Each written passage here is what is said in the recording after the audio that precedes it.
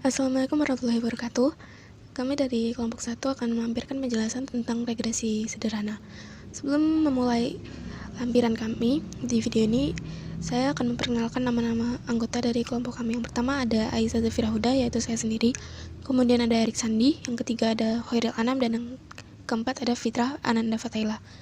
Langsung saja ke materi yang pertama, yaitu definisi regresi sederhana. Definisi regresi sederhana. Regresi merupakan suatu alat ukur yang digunakan untuk mengukur ada atau tidaknya korelasi antar variabel. Dalam analisis regresi linear, diasumsikan berlakunya bentuk hubungan linear dalam parameter. Analisis regresi ini sendiri terbagi menjadi dua macam, yaitu regresi linear dan non-linear. Regresi linear terdiri dari analisis regresi linear sederhana dan analisis regresi linear berganda. Perbedaannya itu terletak pada jumlah variabel independen. Regresi linear sederhana hanya memiliki satu variabel, sedangkan yang linear berganda mempunyai banyak variabel. Nah, di sini kami akan menjelaskan tentang regresi linear sederhana. Istilah regresi sendiri ini memiliki arti ramalan yang diperkenalkan oleh Sir Francis Galton pada tahun 1877. Secara umum, uji regresi linear sederhana ataupun berganda memiliki beberapa tujuan sebagai berikut, yaitu yang pertama ada menghitung nilai estimasi rata-rata dan nilai variabel terikat berdasarkan pada nilai variabel bebas. Yang kedua, menguji hipotesis karakteristik dependensi. Yang ketiga, meramalkan nilai rata-rata variabel bebas yang didasarkan pada nilai variabel bebas di luar jangkauan sampel. Selanjutnya, ada dua syarat yang harus dipenuhi oleh data dalam menggunakan analisis regresi linear. Yang pertama, datanya ini harus terdiri atas dua jenis variabel, yaitu dependen dan independen. Yang kedua, ada asumsi. Setiap data itu diasumsikan variabel dependen terdistribusi secara normal. Selain itu, variabel dependen dan independen itu harus memiliki hubungan linear dengan observasi harus saling bebas. Secara umum, rumus analisis regresi linear sederhana adalah Y aksen sama dengan A plus B kali X. Nah, dengan keterangan Y sama dengan subjek dalam variabel dengan independen yang diprediksi, A sama dengan harga Y ketiga harga X sama dengan 0 atau harga konstan. Kemudian B adalah angka arah atau koefisien regresi yang menunjukkan angka peningkatan atau penurunan variabel dependen yang didasarkan pada perubahan variabel independen. Bila positif berarti arah garis naik, dan bila negatif maka arah garisnya turun. Kemudian ada X, yaitu subjek pada variabel dependen yang memiliki nilai tertentu. Kemudian ada rumus mencari A dan B di rumus sebelumnya. Yang pertama, rumus untuk A itu adalah sigma Y dikali sigma X kuadrat dikurangi sigma X dikali sigma XY. Kemudian seluruhannya itu dibagi dengan N sigma X kuadrat dikurang sigma X dipangkatkan 2. Selanjutnya yang B, untuk mencari B, yaitu N sigma XY dikurang sigma X dikali sigma Y dibagi dengan N sigma X kuadrat dikurang sigma X dipangkatkan 2. Kemudian ada uji koefisien regresi sederhana atau biasanya disebut uji T. Rumusnya adalah dengan T hitung sama dengan B per SB atau T hitung sama dengan R akar dari N-2 dibagi akar dari 1 min R kuadrat. Dengan keterangan B sama dengan koefisien regresi, SB sama dengan standar error, R sama dengan koefisien korelasi sederhana, dan N jumlah data atau kasus. Untuk menguji koefisien regresi sendiri itu langkah-langkahnya yang pertama adalah menentukan hipotesis, yaitu tentang menentukan hipotesis dengan dua hal, yaitu H0, yaitu tidak adanya pengaruh yang signifikan, atau HA, yaitu dan dengan HA, yaitu ada pengaruh yang signifikan atau tidak. Kemudian yang kedua adalah menentukan tingkat signifikansi yang biasa menggunakan A sama dengan 5% atau 0,05. Kemudian menentukan T hitung dan menentukan T tabel. Kemudian yang terakhir membandingkan T hitung dengan T tabel, dan T tabel dengan kriteria H0 diterima jika T hitung lebih besar atau sama dengan T tabel. H0 ditolak jika T hitung lebih kecil daripada T tabel. H0 diterima jika min T hitung lebih kecil atau sama dengan T tabel. H0 ditolak jika min T hitung lebih besar daripada T tabel. Ya, sekian dari definisi dari regresi sederhana. Selanjutnya untuk studi kasus akan dijelaskan oleh anggota kelompok saya yang lain. Ya, selanjutnya saya Khairil Anam dengan NIM 185101125 akan menjelaskan tentang regresi sederhana lanjutan dari tadi. Dan sekarang mari kita bahas tentang studi kasus 1. Ya, studi kasus 1 kita ambil dari pengaruh lama jam belajar siswa atau siswi kelas 12 MA Taroki di luar jam pembelajaran formal. Jadi seperti les atau belajar di rumah dan lain-lain. Yang jelas di luar sekolah. Kepada besarnya rata-rata nilai siswa atau siswi. Data yang diambil adalah 20 siswa yang baru saja menyelesaikan pendidikan di jenjang MA dengan hasil rata-rata nilai sebagai berikut. Jadi di perhitungan ini kita melakukan perhitungan manual. Jadi mari kita lihat data berikut. Yang diambil adalah 20 siswa. X adalah jam per hari atau berapa jam siswa tersebut belajar di luar jam formal atau di luar sekolah. Kemudian Y kali 10 adalah rata-rata nilai dari siswa tersebut.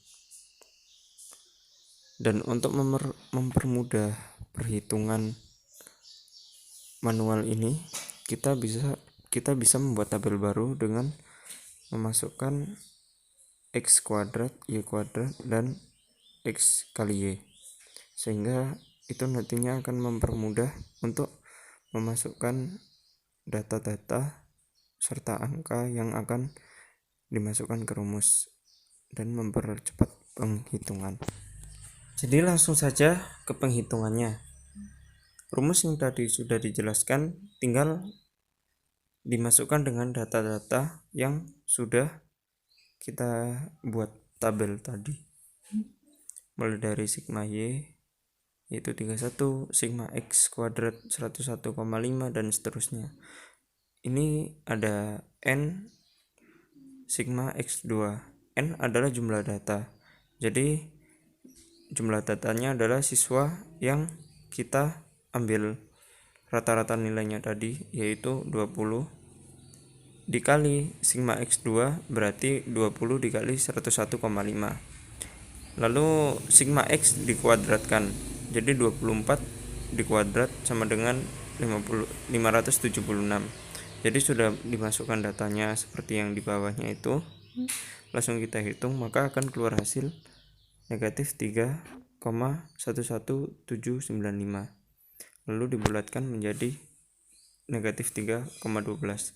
Itu adalah konstanta dengan rumus A yang sudah dijelaskan tadi. Lalu setelah itu kita mencari koefisien regresi dengan rumus yang sudah dicantumkan di atas tadi juga.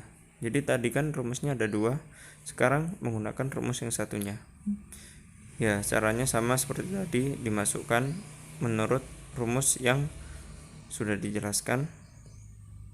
Maka akan keluar hasil 3,88996 dan dibulatkan menjadi 3,89. Lalu dari hasil 2 hasil tadi kita buat persamaan Y sama dengan A ditambah B kali X. Maka Y sama dengan negatif 3,12 ditambah 3,89. Jadi saat kita menginginkan seorang murid untuk mendapat rata-rata nilai 9, maka kira-kira jam belajar di luar pembelajaran formalitas yang diperlukan adalah Y kita ganti dengan 9. Lalu kita masukkan 9 sama dengan negatif 3,12 ditambah 3,89X. Kita substitusikan untuk dapat melanjutkan hitungan menjadi 3,89X sama dengan negatif 3,12 plus 9 yang nantinya akan menghasilkan 3,89X sama dengan 5,88. Lalu disubstitusikan lagi, X sama dengan 5,88 per 3,89. 3,89 berasal dari 3,89X tadi. Lalu akan keluar hasil X sama dengan 1,51157 dan kita bulatkan menjadi 1,51, yang mana artinya prediksi yang paling sesuai untuk mencapai target atau untuk menjadikan seorang murid itu mendapat rata-rata nilai 9 adalah dengan belajar 1,51 jam di luar jam pembelajaran formalitas. Jadi itu adalah studi kasus 1, contoh singkat dari regresi sederhana dengan perhitungan manual. Bismillahirrahmanirrahim. Assalamualaikum warahmatullahi wabarakatuh. Perkenalkan, nama saya Fitrah Ananda Fatahillah, NIM 18510169. Saya akan melanjutkan pembahasan mengenai regresi sederhana pada studi kasus 2.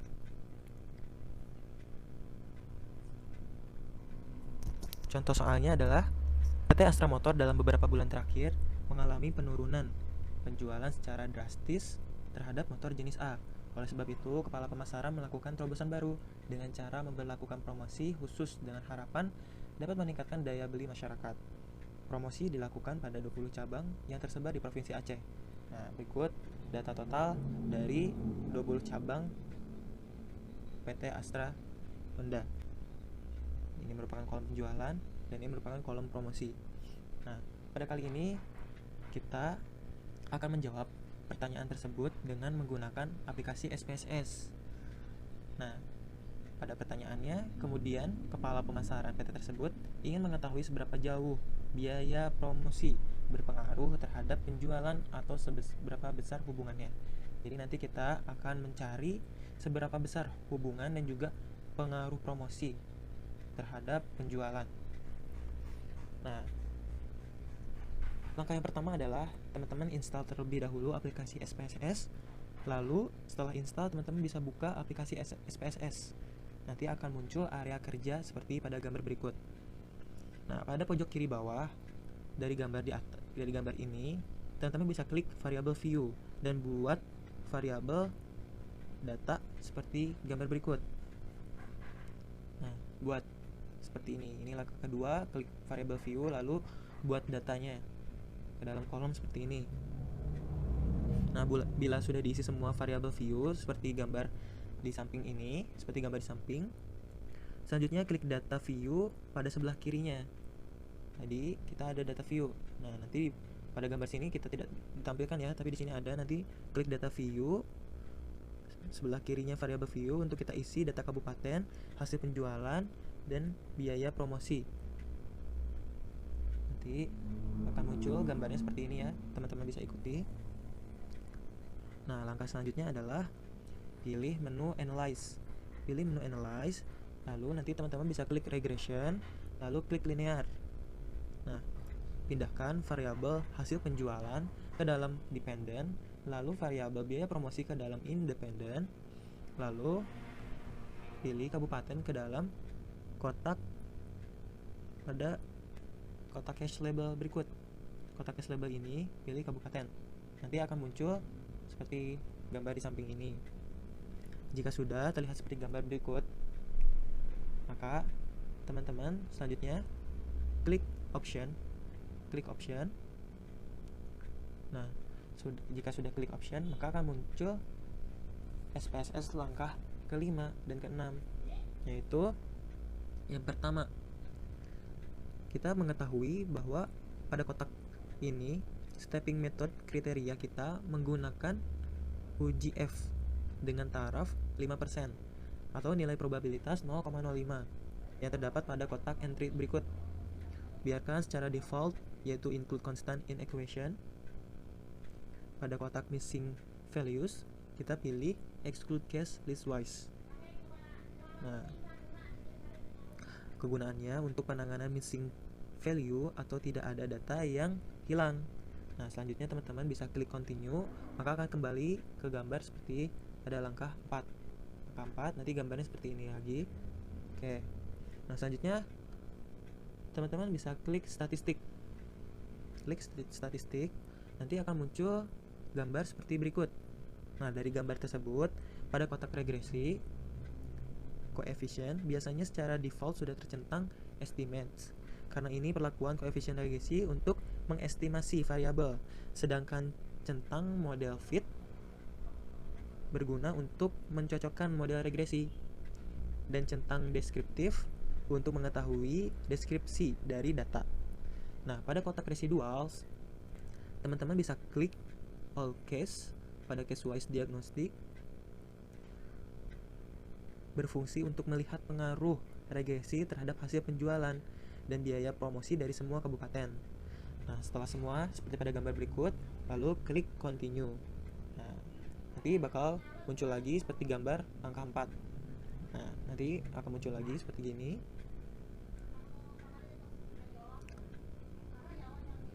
Nah, selanjutnya teman-teman bisa lalu teman-teman bisa klik plot pada main tables. Nanti akan muncul gambar seperti berikut. Nah, kemudian teman-teman klik Seed lalu pindahkan ke dalam kotak Y. Seed ini lalu pindahkan ke kotak Y. Kemudian klik Spread lalu pindahkan ke dalam kotak X. Selanjutnya klik tombol Next untuk kita mengisi plot. Nanti kita klik Next ini ya. Nah, kemudian nanti setelah itu nanti di dalam layarnya teman-teman bakal muncul, setelah terisi nanti teman-teman klik Seed lalu pindahkan ke dalam kotak Y, kemudian Spread pindahkan ke dalam kotak X. Jika kedua variabel tersebut sudah dimasukkan ke dalam kotak Y dan kotak X, selanjutnya klik tombol Next. Langkah keduanya itu klik tombol Next untuk kita mengisi plot yang kedua. Nah, pertama kotak tersebut terlihat kosong seperti semula. Sekarang pilih Spread lalu masukkan ke dalam kotak Y. Pilih Spread ke dalam kotak Y, kemudian klik Dependent lalu pindahkan ke dalam kotak X. Selanjutnya klik tombol Next untuk kita mengisi plot yang ketiga. Untuk plot yang ketiga pada bagian standardized residual plots cukup centang normal probability. Centang ini normal probability plot saja seperti lihat pada gambar berikut. Nah, selanjutnya klik continue. Maka kita akan mendapatkan data seperti gambar berikut. Nanti muncul gambar atau data mengenai deskriptif dan juga korelasi. Mari kita analisis. Nah, dari rata-rata penjualan PT Astra Motor dari 20 cabang yang ada di Provinsi Aceh adalah 307,40 juta dengan standar deviasi 20.332. Nah, rata-rata biaya sebesar 28,80 juta dengan standar deviasi 3.334 rupiah. Selanjutnya itu kita akan analisis bagian korelasi atau correlation. Besar hubungan antara hasil penjualan dengan biaya promosi dapat diketahui dengan melihat koefisien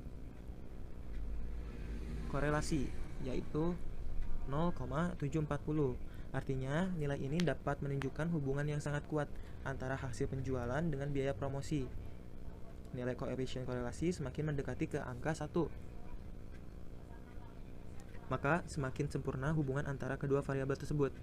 Nah, mari kita simpulkan bahwa arah hubungan tersebut ke arah positif. Nah, untuk taraf kepercayaan yang digunakan yaitu 0,5. Tadi kita mengisi taraf kepercayaan itu sebesar 5% atau 0,05. Nah, diperoleh hasil tingkat signifikan koefisien korelasi sebesar 0,071. Karena nilainya lebih besar dari 0,05, maka hubungan hasil penjualan dengan biaya promosi tidak berbeda secara nyata.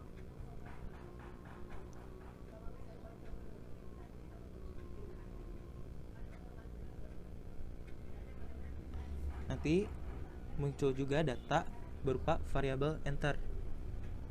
Nah, dari data tersebut, tabel tersebut diperlihatkan bahwa variabel yang kita masukkan yaitu biaya promosi dan tidak terdapat variabel yang dikeluarkan atau remove, kosong ya, karena metode yang kita pakai adalah single step. Selanjut, nanti akan muncul data berupa model summary. Itu pada tabel tersebut dapat diketahui bahwa nilai R sebesar 0,740 atau koefisien korelasi nilai R tersebut dapat dikuadratkan 0,740 dikali 0,740 sebesar 0,548. Adjust R square atau koefisien determinasi. Dalam hal ini, variasi dan variabel terikat atau hasil penjualan dapat dijelaskan oleh variabel bebas atau variabel biaya promosi, yaitu sebesar 54,8%. Sedangkan sisanya 45,2% dipengaruhi oleh faktor yang lain.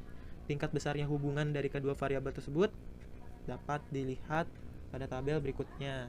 Nah, tabelnya seperti ini, teman-teman. Hubungannya adalah kuat dari 0,50 sampai 0,69.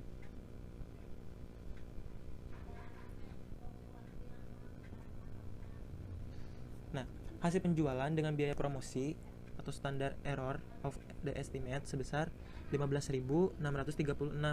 Dapat diartikan bahwa hasil penjualan yang dipakai dari variabel terikat sebesar 15.636 rupiah.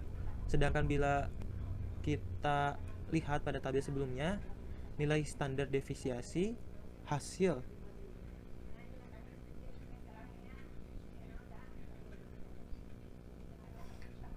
penjualan diperoleh sebesar 20.322 rupiah. Nilai ini menandakan standar error of the estimate lebih besar daripada yang diperoleh dari model, yaitu hanya 15.636 rupiah.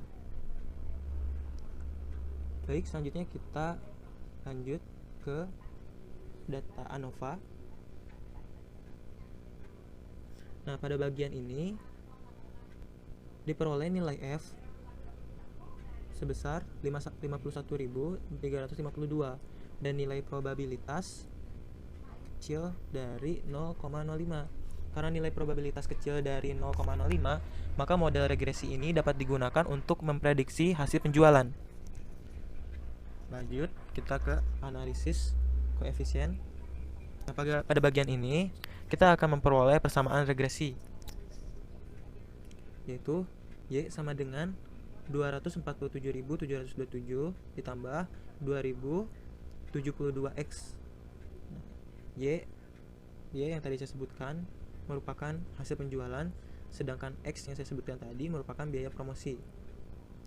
Nah, dari persamaan tersebut kita dapat memperoleh hasil sebesar 247.727 merupakan konstanta. Artinya, bila tidak ada biaya promosi, maka hasil penjualan tetap sebesar 247.727 juta. Nah, koefisien regresinya 2072. Menandakan setiap ada peningkatan satu satuan X biaya promosi, maka Y ada peningkatan satu satuan tergantung nilai X. Begitu juga sebaliknya. Nah, dalam hal ini uji T sangat dibutuhkan untuk menguji signifikan konstanta dan variabel bebas atau biaya promosi. Persamaan regresi yang telah diperoleh sebelumnya akan diuji apakah variabel bebas atau biaya promosi dapat dijadikan sebagai variabel untuk memprediksi hasil penjualan yang akan datang.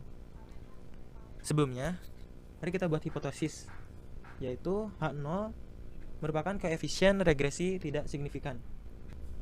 Selanjutnya adalah H2 koefisien regresi signifikan. Nah, kita asumsikan H0 merupakan koefisien regresi tidak signifikan dan H1 merupakan koefisien regresi signifikan. Pengujian hasil statistik, jika T hitung kurang dari T tabel, maka H0 diterima. Nilai probabilitas lebih dari 0,05. Jika T hitung lebih dari T tabel, maka H1 ditolak. Nilai probabilitas kurang dari 0,05. Nah, dari hasil perhitungan diperoleh nilai T hitung sebesar 6.326 dan T tabel 1.001,73.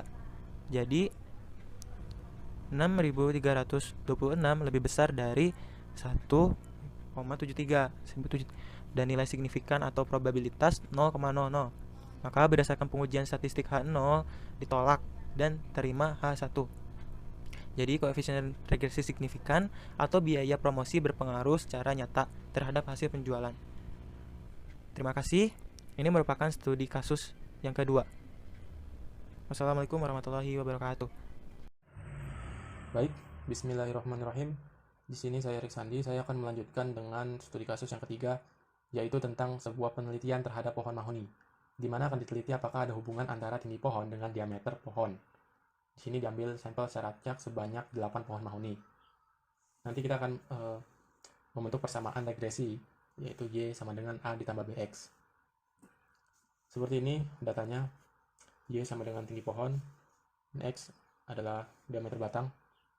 Dan selanjutnya kita akan membuat persamaannya, menentukan konstanta A dan koefisien B. Baik, seperti ini. A sama dengan sigma Y dikali sigma X kuadrat. Sigma dari X kuadrat dikurang sigma X dikali sigma XY per banyaknya frekuensi dikali sigma dari X kuadrat dikurang sigma X kuadrat. Sedangkan B, banyaknya frekuensi atau banyaknya data dikali sigma dari XY dikurang sigma dari X dikali sigma dari Y per banyaknya frekuensi dikali sigma dari X kuadrat dikurang sigma X kuadrat. Nah, nanti kita dapat persamaan regresi Y sama dengan min 1,3147 ditambah 4,5413X, atau persamaan Y sama dengan A ditambah BX. Nah, artinya nilai A tidak ada diameter batang pohon, maka tidak ada tinggi pohon karena A-nya minus. Ya, karena nggak ada tinggi pohon itu yang negatif itu. Dan B 4,5413 artinya jika terjadi peningkatan diameter batang pohon mahoni satu satuan, maka akan terjadi peningkatan tinggi pohon mahoni sebesar 4,5413 satuan. Kira-kira seperti itu. Dan kita menguji apakah terdapat hubungan atau korelasi yang kuat antara tinggi pohon mahoni dengan diameter batang pohon mahoni ini dengan koefisien determinasi dan determinasi berganda. Di sini kita mendapatkan koefisien determinasinya sebesar 0,886 bernilai positif ya, dan kuat kan mendekati 1 ya. Dan bergandanya kita dapat 0,785. Artinya sekitar 78,5% variasi dari variabel diameter batang pohon mahoni dapat menjelaskan variasi dari variabel tinggi pohon mahoni. Yang selanjutnya, standar error estimate persamaan regresi. Jadi besarnya standar error estimate persamaan regresi ini 6,6364. Hal ini menunjukkan penyimpangan data terhadap garis regresi atau bagaimana penyimpangan data yang menyebar sekitar garis regresi. Dan yang terakhir, pengujian koefisien regresi. Pertama, hipotesis uji. H0, B sama dengan 0, HA, B sama dengan 0. Dengan taraf signifikansi sebesar 5%. Dengan nilai 5% ini, derajat bebas N-2 atau sama dengan 6, maka diperoleh nilai T tabel itu 2,447. Dan T hitungnya kita dapat 4,6805. Yang artinya, nilai T hitung ini lebih besar dari T tabel, sehingga H0 ditolak dan HA diterima. Jadi dengan tingkat signifikansi 5%, cukup untuk menjelaskan bahwa ada pengaruh diameter batang pohon mahoni terhadap tinggi pohon mahoni. Oke, sekian dari saya. Mohon maaf banyak kurangnya. Mohon kritik dan sarannya. Assalamualaikum warahmatullahi wabarakatuh.